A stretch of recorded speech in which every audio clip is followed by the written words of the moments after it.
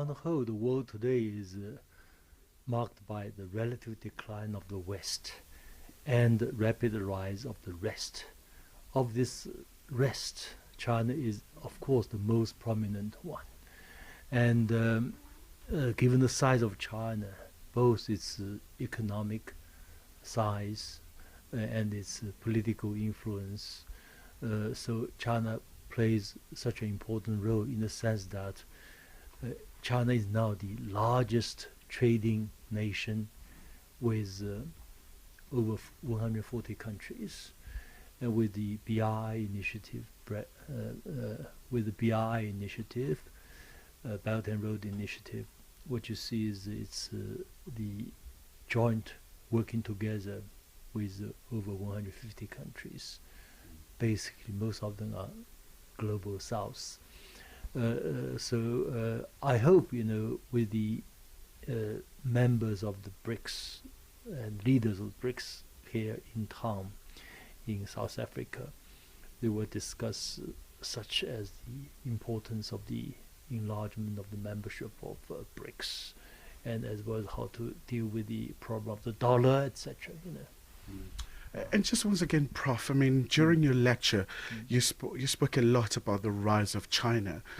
And I would imagine, because, the Western world, there's a bit of a threat in terms of the hegemony that is on the wane. So what would be the responsibility of China in terms of resisting?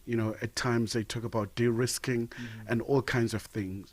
How's Beijing responding to all of this? In fact, the rise of China is strikingly different from the rise of the Western powers in the past.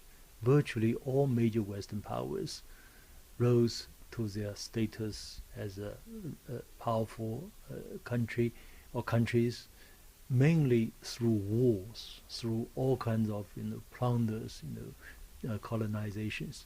China did not adopt that approach. China rise is peaceful, so this is already a remarkable achievement.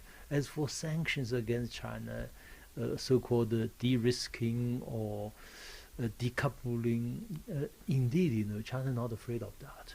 For one thing, China is now the largest trading partner with over 140 countries. China is simultaneously the largest partner for the developing countries and for the Western countries in terms of trade, in terms of resources, financial resources, in terms of technologies, etc. So this is really a kind of situation which, as I said in my lecture, if the United States wants to isolate China, the United States will be isolated. And just before I let you go, Prof, this BRICS summit comes at a critical time, the geopolitical shifts and far-reaching implications from Russia-Ukraine conflict.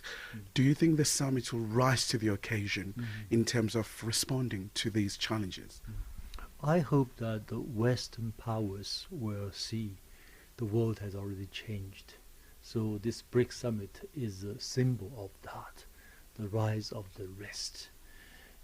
From this Ukrainian crisis, you can see, as I mentioned in my lecture, United States launched a currency war against Russia, and Russia turned this currency war into what in Chinese call the war between goods and the money. Russia has goods, United States has money, but your money cannot buy our goods. So this sends a very important message. All these goods are in the global south, or most of the goods are in the global south. If you look at the trade surplus last year, number 1, China, number 2, Russia, despite sanctions, number 3, Saudi Arabia. Most of these are developing countries. They have goods, they have natural resources, they have manufacturers, they have everything. Maybe United States has a lot of services and monetary, all kinds of products, but in this time global crisis, in the time of crisis, you will see the value of tangible goods, resources. They are so important, and so they have to respect global south and demand of the global south. Otherwise, the global south will not by their aggressive approach to the global south.